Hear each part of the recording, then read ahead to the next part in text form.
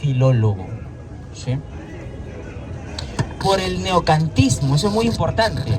Es muy importante porque en nuestras discusiones actuales hay mucho del contenido neocantiano, por el neocantismo, que va a reducir al gran filósofo Kant a una epistemología. Peor aún, va a decir que solamente en filosofía se puede tratar de la teoría del conocimiento, es decir, los límites y los alcances del conocimiento, de lo verdadero, una nociología. Esto va a atacar a la filosofía el desarrollo de las ciencias empíricas y sobre todo de las ciencias sociales. Una persona medianamente culta en la actualidad, medianamente culta, no digo una persona muy erudita, una persona medianamente culta, tiene en su haber, sobre todo, además de literatura, los intelectuales siempre se han distinguido por leer mucha literatura, ¿no es cierto?, ciencias sociales. Si ustedes observan muy bien, escuchan muy bien las discusiones que hay en el ámbito político, en el ámbito académico, hay muchísimo de contenido de las ciencias sociales. Debates como agencia y estructura, ¿no es cierto? Ese tipo de cosas van a estar arraigadas en nuestras discusiones, ¿sí? Y la filosofía va a quedar en el margen. ¿Qué es lo que va a quedar en el margen? Siempre me gusta recalcar, y esto lo voy a enseñar cuando abra el taller de filosofía, ¿sí? Un diálogo muy bonito. ¿Qué es lo que van a hacer todos estos factores? Va a enterrar un diálogo muy bonito que va desde Descartes o Francis Bacon, ya no pinta ya. ¿Tienes el otro aquí? Un diálogo muy bonito, lo puedo explicar. Un diálogo muy bonito que va desde Descartes, siglo XVII, Francis Bacon, hasta Hegel. Una persona medianamente culta en el siglo XVIII sabía de qué iba ese diálogo desde Descartes, Leibniz, Spinoza, el empirismo inglés, ¿sí?, hasta el idealismo alemán. Hoy en día una persona medianamente culta no sabe de qué va ese diálogo. Solamente especialistas en filosofía, lamentablemente, somos los únicos. Y esto es, porque en las universidades también va a desaparecer muchísimo el idealismo alemán y el romanticismo alemán. Es muy poco que en las universidades te enseñen de manera muy profunda el romanticismo y el idealismo alemán. Es bien difícil, pero hay sus especialistas, pero no es común. No es común, y entonces este diálogo que va desde René Descartes hasta Hegel se va a olvidar. Uno podría tomar a Kant como referencia, porque Kant va a ser el último ilustrado que va a decir los problemas de la modernidad, los problemas filosóficos de la modernidad. No te llega el plumón, ¿no? Los problemas filosóficos de la modernidad se van a dividir en dos campos.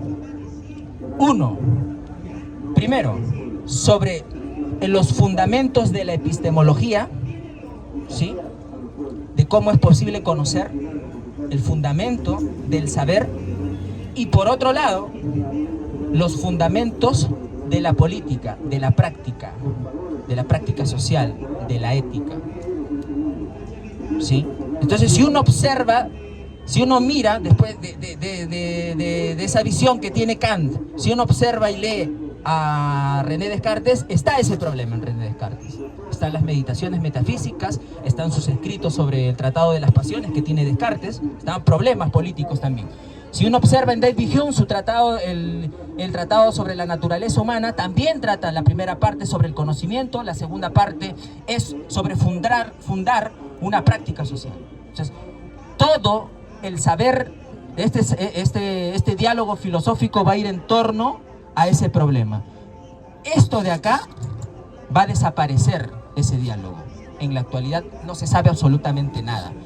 Y no se sabe absolutamente nada, y eso es un perjuicio de nosotros. ¿Por qué? Porque en nuestras discusiones políticas y hasta las más sofisticadas, desde las científicas, siempre, yo como filósofo lo sé, y cualquier persona que sale de una facultad de filosofía, la que sea, sabe perfectamente que cuando están discutiendo siempre están suponiendo todo ese horizonte filosófico, todo ese diálogo filosófico. Y de manera muy trivial, se discute de manera vaga. Es por eso que yo decía ayer, es necesario que la filosofía no solamente regrese a las aulas, es necesario que la filosofía también regrese a nuestro diálogo más cotidiano, más trivial, ¿sí?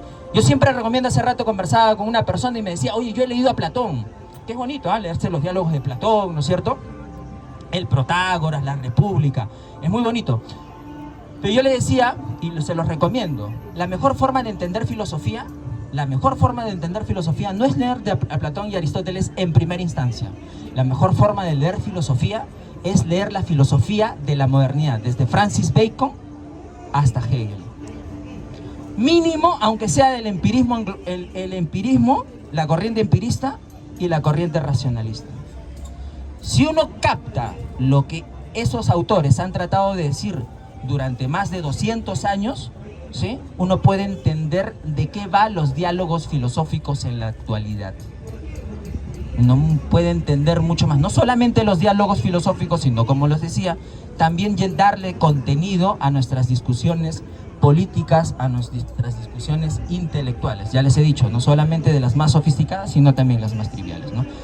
Si tienen alguna pregunta allí, alguna cosa que no les haya quedado claro, de repente quieres que le hable un poquito de racionalismo, un poquito del empirismo, para pasar a otro tema, porque quería esclarecer primero esto de acá.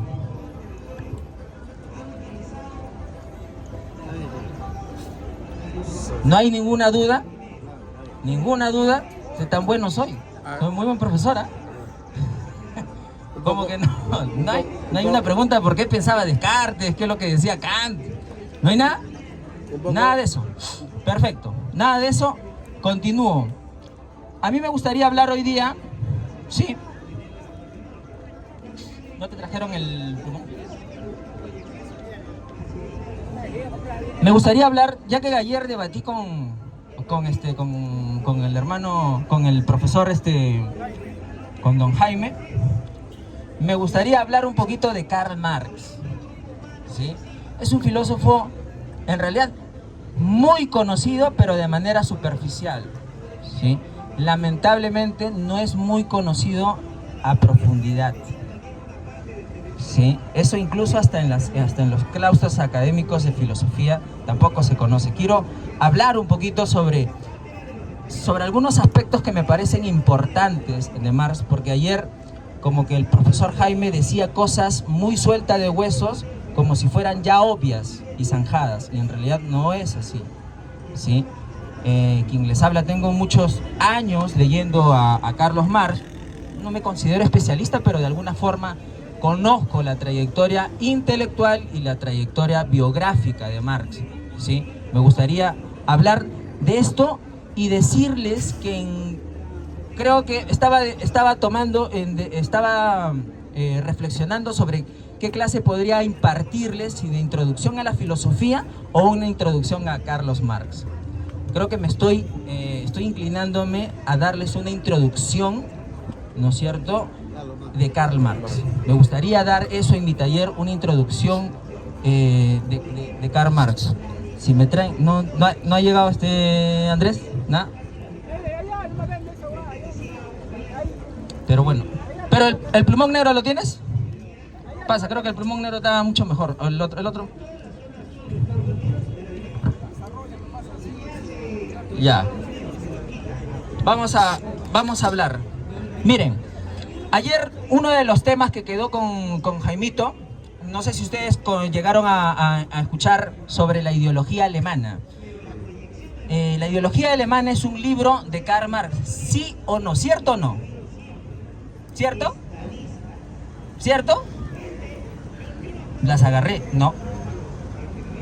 La ideología alemana no es un libro de Karl Marx. Voy a decirlo de manera un poquito más fácil, ¿ya?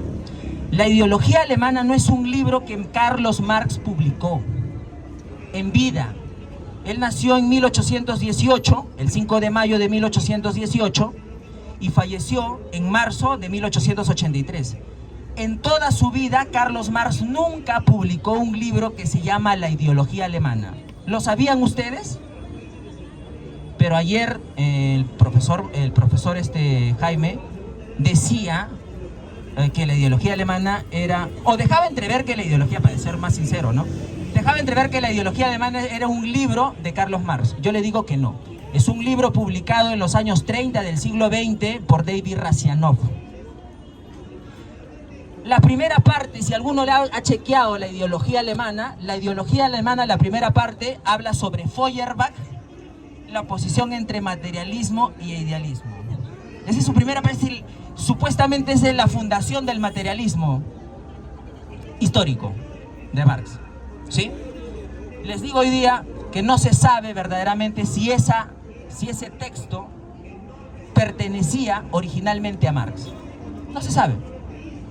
No se sabe.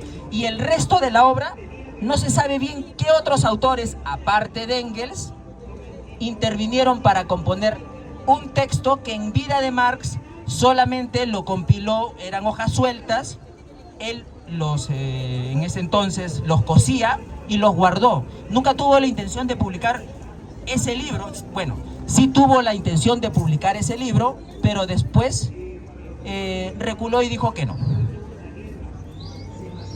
Nótense que lo que dice el materialismo histórico está supuestamente en la ideología alemana.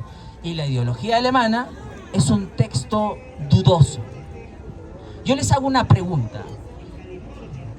Si ustedes quieren, si el marxismo y el materialismo se quieren tirar a la historia de la filosofía, ¿a ustedes les parece justo que sea bueno, sea correcto, suprimir toda la historia de la filosofía, en un texto fragmentario, en un texto donde no se sabe bien qué cosa se escribió y quién lo escribió? ¿Les parece correcto? Ojo, la crítica de la razón pura fue revisada 2 veces por Kant. 2 veces por Kant la crítica de la razón pura. Vamos a poner acá a Carlos Marx.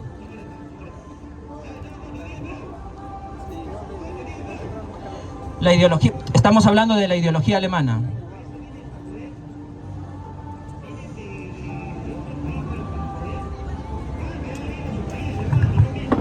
De Carlos Marx.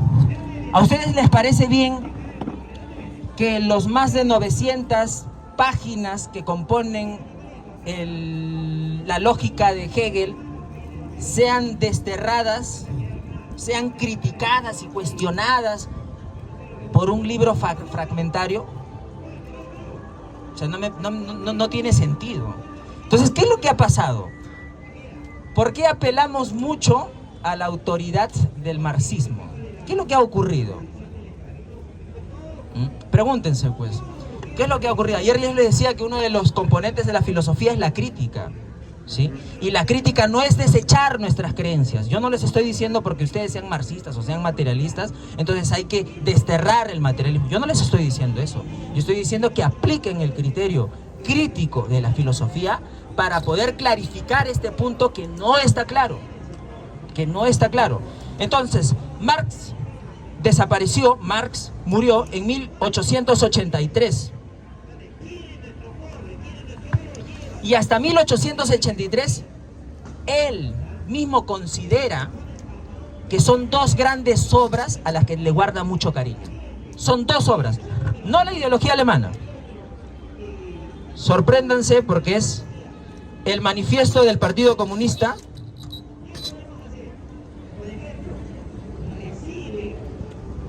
el manifiesto comunista, ¿sí? Y el Capital. La crítica de la economía política. ¿Por qué el manifiesto comunista? El manifiesto comunista, ¿alguien sabe cuándo fue publicado? 1843. Perdón, 1848. Y el Capital, el primer tomo, solo el primer tomo fue publicado en 1867. Hubo una segunda edición en 1872, hasta 1873, porque se publicó en fascículos. Esta obra le demandó 20 años a Marx, pero el manifiesto comunista Marx le tenía mucho cariño. En una de sus cartas le dice a Engels, ¿no? si yo tengo que acariciar una de mis grandes obras, es el Manifiesto Comunista. ¿Por qué? El Manifiesto Comunista no es un tratado filosófico, un tratado de mucho contenido intelectual, no. El Manifiesto Comunista es una guía política para la acción, un programa político. ¿Por qué? Porque a Marx de viejo le recordaba sus primeras incursiones en el activismo político. Por eso le tenía mucho cariño, porque con este Manifiesto Comunista Marx había derrocado a los líderes de la Liga de los Justos. Los líderes de la Liga de los Justos, que después se va a llamar la Liga de los Comunistas, gracias a él. Porque él va en una de sus presentaciones, va a ganar popularidad y va a vencer junto con Engels la batuta, van a tomar la batuta de este... no partido político, de esta organización, ¿no es cierto?, este pequeño conjunto de personas, ¿no? El Manifiesto Comunista. Le gustaba muchísimo porque le recordaba bastante su actividad política. Pero sobre todo, Marx va a acariciar muchísimo El Capital. El Capital le demandó 20 años de su vida escribirlo. 20 años de su vida escribirlo. Lo publicó en el año 67, ¿sí? 20 años. Si hay algo que criticarle a Marx, si se le puede criticar a Marx, yo creo que sí, es en esta obra. En estas otras obras que se publicaron de manera póstuma, yo creo que no. Yo creo que no. ¿Alguien ha escuchado, por ejemplo, la obra de la tesis sobre Feuerbach? ¿Sí? Las tesis sobre Feuerbach, muy conocido estos dos pliegues de página, tesis sobre Feuerbach.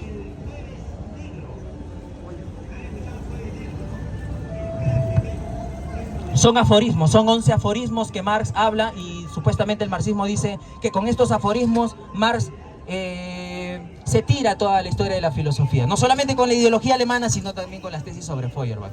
En verdad es muy ridículo.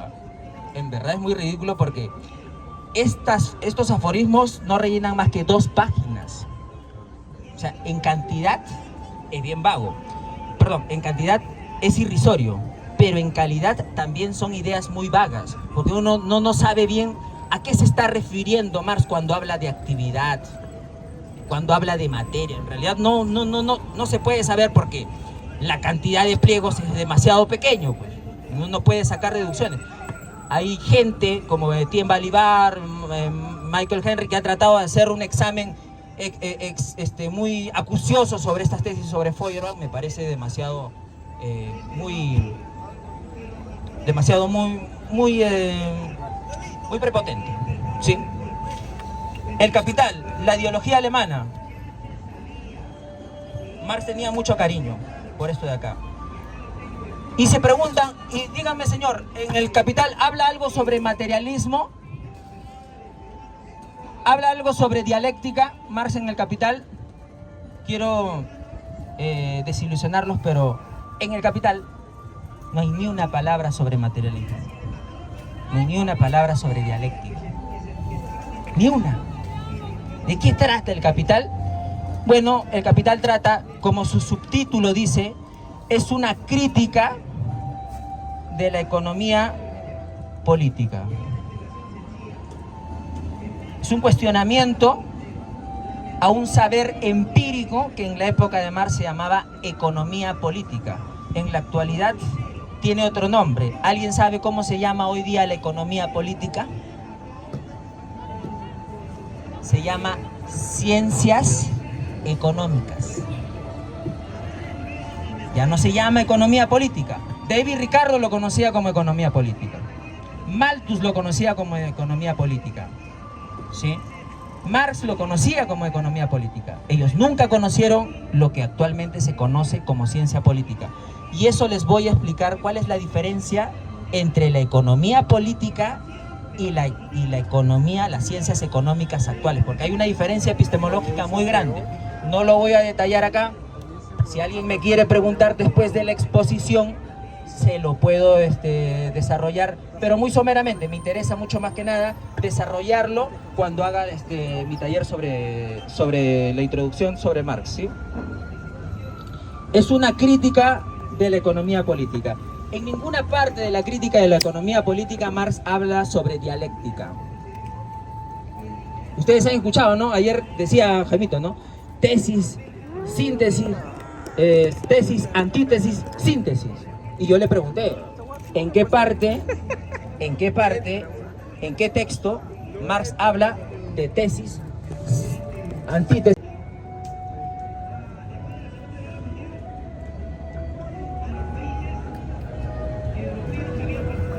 La miseria de la filosofía. Marx era bien cascarrabia, ¿ya?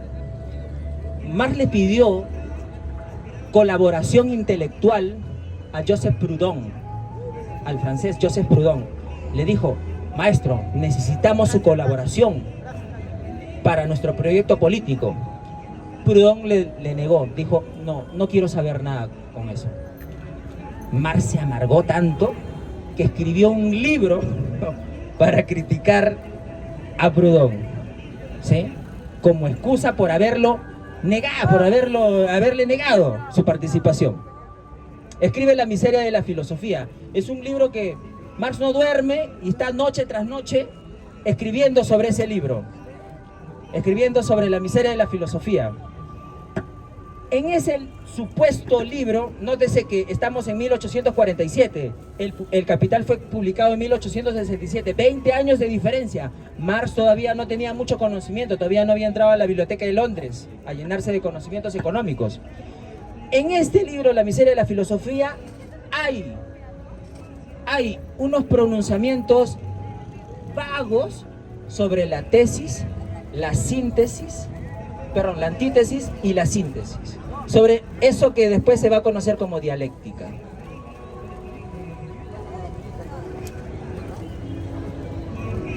Por eso yo le decía, ¿en qué libro? Y en realidad sí hay esto de acá. Sin embargo, como también les decía ayer, señores, no vale encontrar la palabrita, pues. O sea, eso no es un ejercicio intelectual, pues. O sea, yo puedo encontrar, sí, acá dice la palabrita. No, discúlpame, pero tú te estás tirando 2000 años de filosofía. Miles y miles de cientos de páginas de filosofía. De filósofos, grandes filósofos que han pensado. Tú no por decirme, por encontrar una palabrita no quieras ya destruir toda la filosofía completa. En realidad, la dialéctica que en ese entonces Marx habla de una dialéctica de manera bien vaga.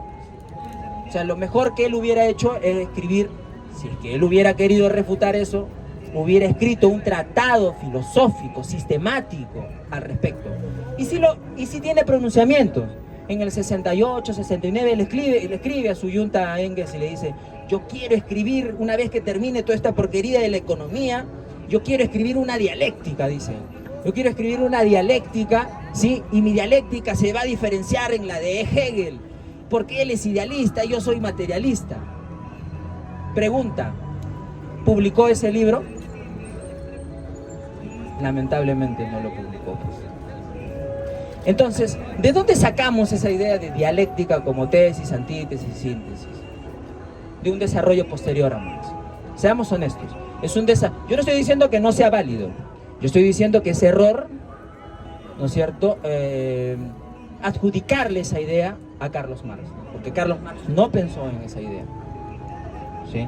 Es una idea posterior del marxismo, principalmente de Engels, ¿sí? Porque Engels fue el primero, su yunta, su choche, Friedrich Engels.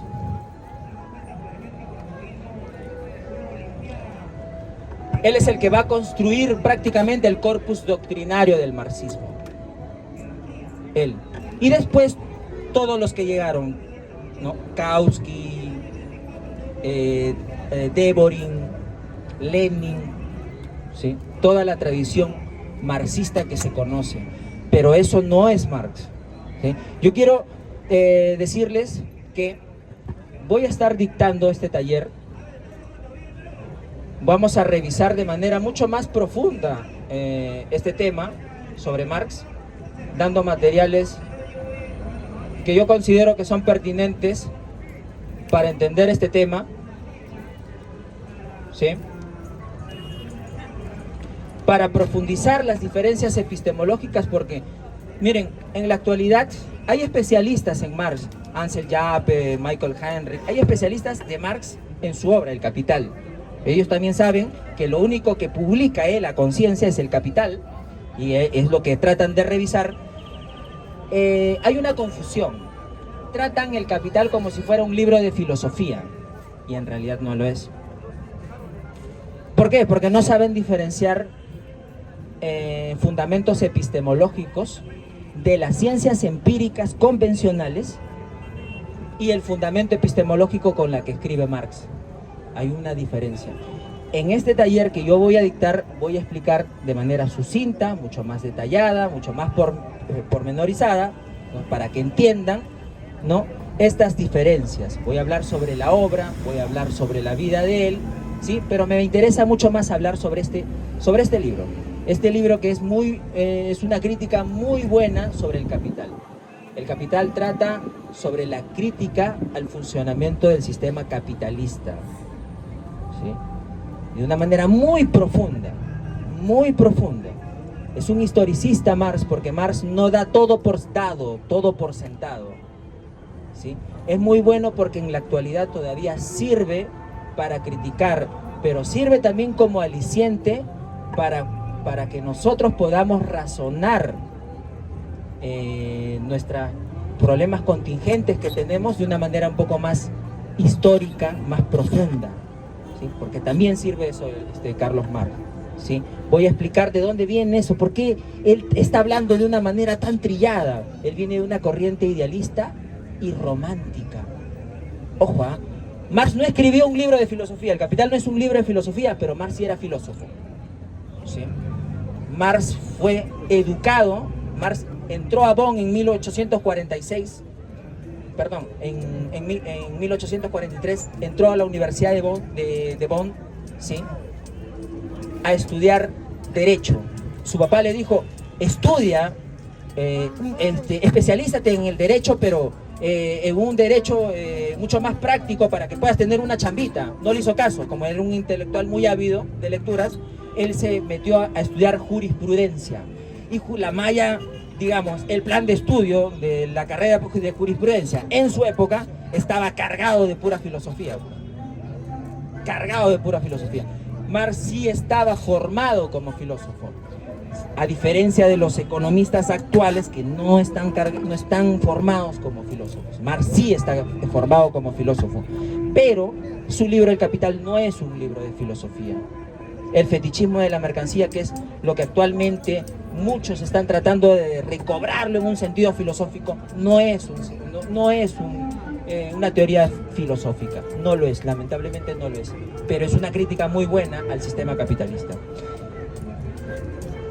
Quería hablar de estas cositas de manera muy somera. Ya saben, voy a dictar mis clases. Si en mi intervención, si en lo que han escuchado tienen alguna pregunta, alguna consulta, algo que no les haya quedado claro, pueden hacérmelo llegar. Gracias.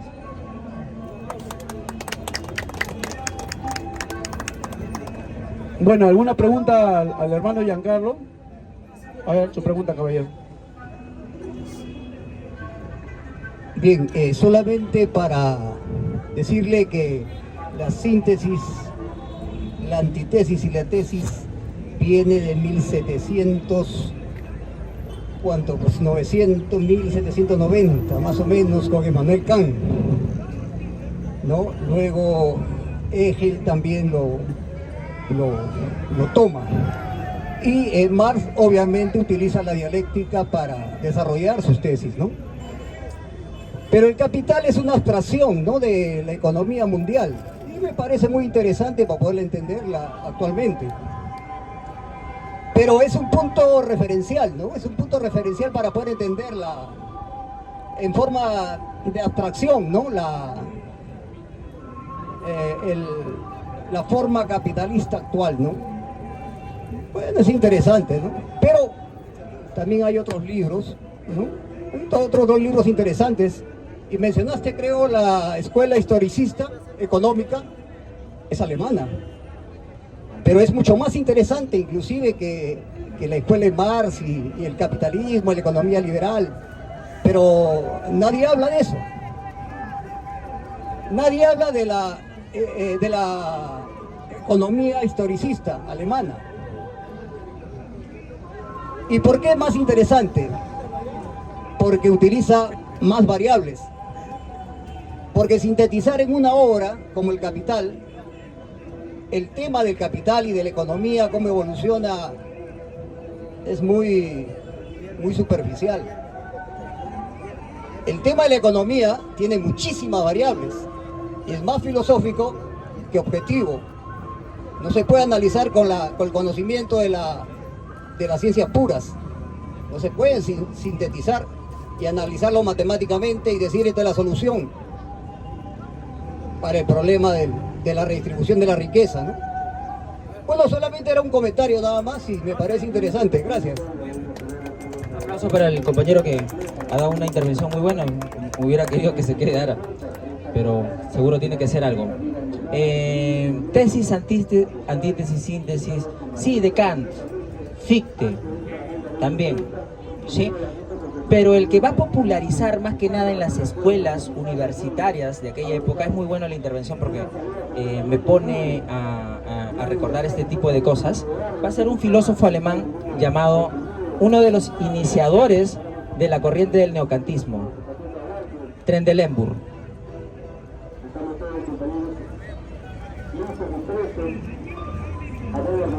Trendelenburg va a ser uno de los iniciadores de la corriente neocantiana y va a popularizar esa idea de tesis, antítesis, síntesis en las escuelas universitarias alemanas.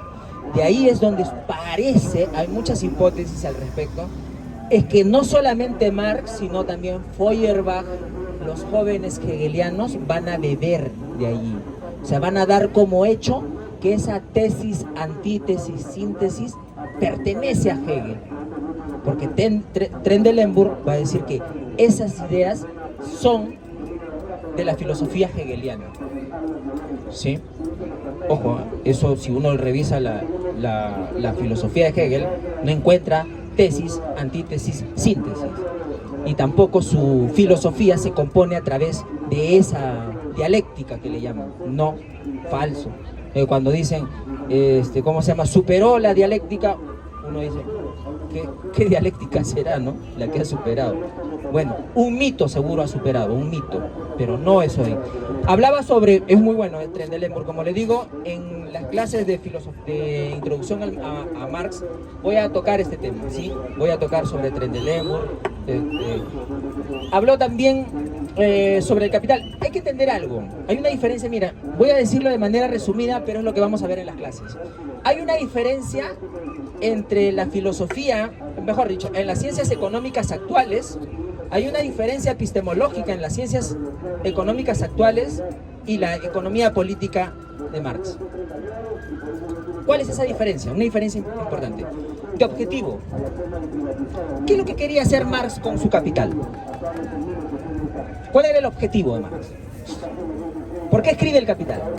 El objetivo último. ¿Alguien sabe? Su objetivo es político.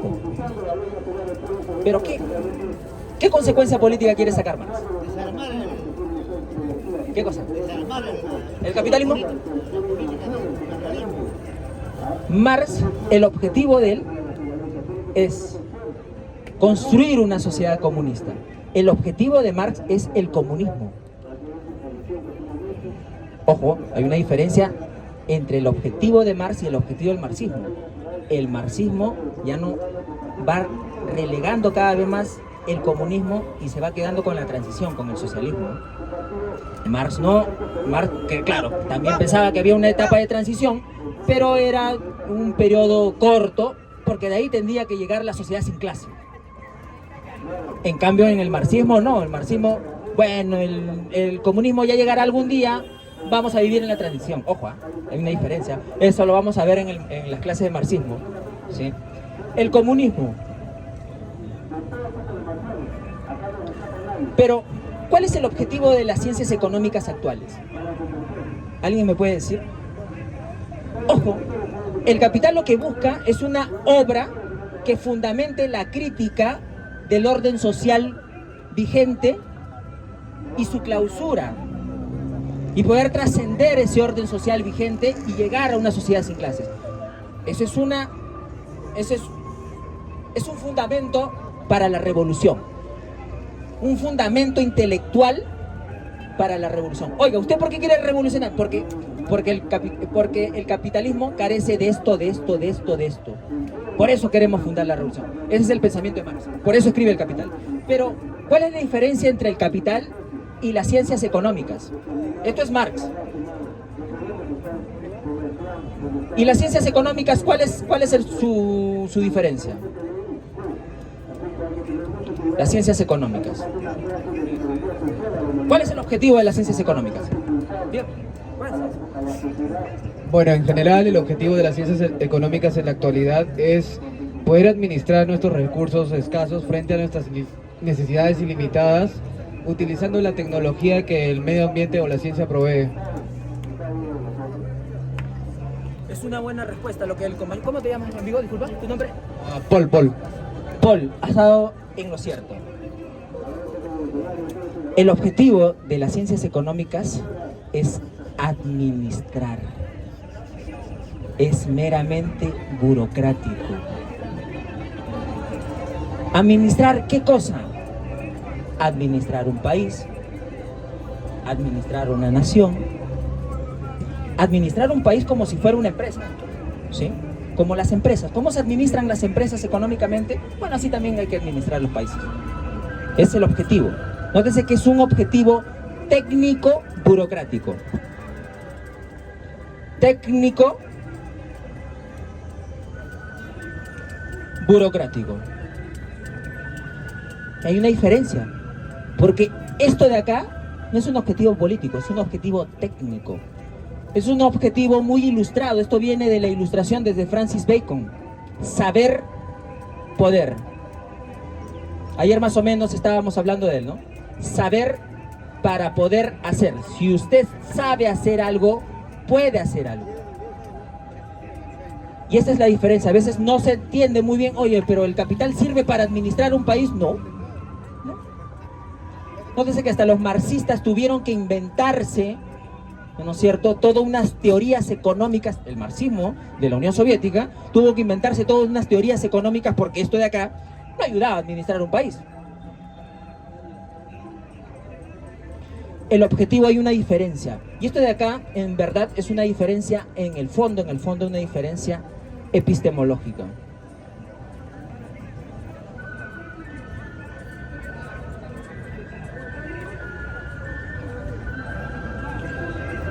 Una diferencia epistemológica. No es la única, hay muchas más, ¿sí? Porque la ciencia en general también es neutral, aséptica.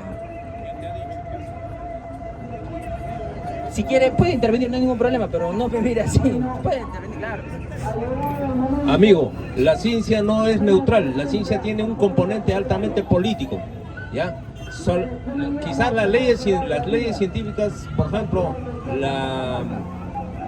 por ejemplo,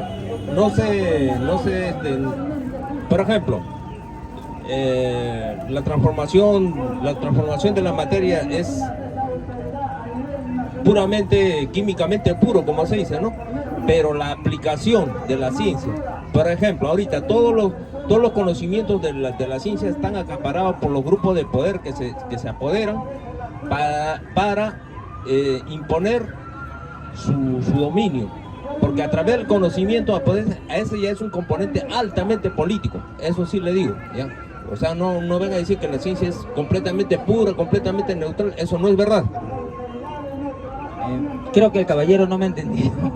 Ha pensado que yo estoy haciendo una apología de la ciencia como neutral. No, lo que quiero decir es que la ciencia tiene la pretensión de neutralidad. Hay una diferencia. No, el caballero no me ha entendido. Hay una pretensión de neutralidad.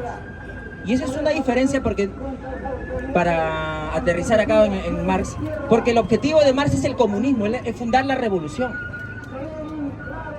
Pero el objetivo de las ciencias económicas es técnico-burocrático. Técnico. Es neutral, en el fondo busca una neutralidad. En el fondo se fundamenta en una neutralidad. En realidad no lo tiene. El conocimiento objetivo hace 300 años fue cuestionado por George Berkeley. Si alguno de ustedes estuvo aquí presente, ayer más o menos dije alguna de las tesis de George Berkeley. El conocimiento objetivo lo cuestiona él de manera muy radical, muy fundamental, ¿sí? Entonces el señor parece que no me ha entendido. Yo no he dicho que en realidad las ciencias sean neutrales, sino que tiene una pretensión de neutralidad, y esa es una diferencia entre las ciencias económicas y la economía política de Marx. Pero también hay otras diferencias. Si hasta aquí no me han entendido, no me han comprendido, les parece una roca lo que he hablado, pueden preguntar y yo les puedo esclarecer algunas dudas.